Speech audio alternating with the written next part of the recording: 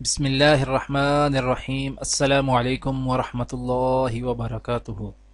آج کی آیت سورۃ البقرہ، آیت نمبر 83۔ اعوذ باللہ من الشیطان الرجیم۔ وَإِذْ أَخَذْنَا مِيثَاقَ بَنِي إِسْرَائِيلَ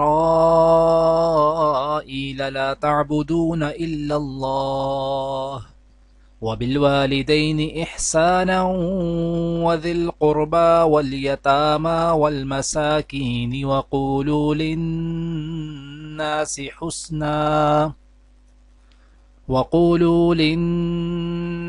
حسنا وأقيموا الصلاة وآتوا الزكاة ثم توليتم إلا قليلا منكم وأنتم معرضون۔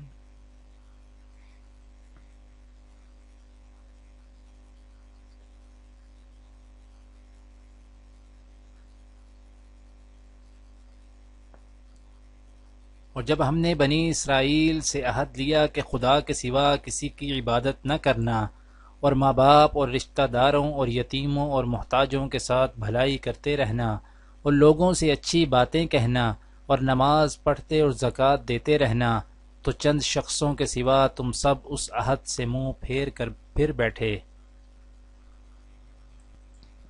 آج کی دعا: ربنا لا تجعلنا فتنة للقوم الظالمين ونجنا برحمتك من القوم الكافرين۔ اے ہمارے رب، ہمیں ظالم لوگوں کے لیے فتنہ نہ بنا، اور اپنی رحمت سے ہم کو کافروں سے نجات دے۔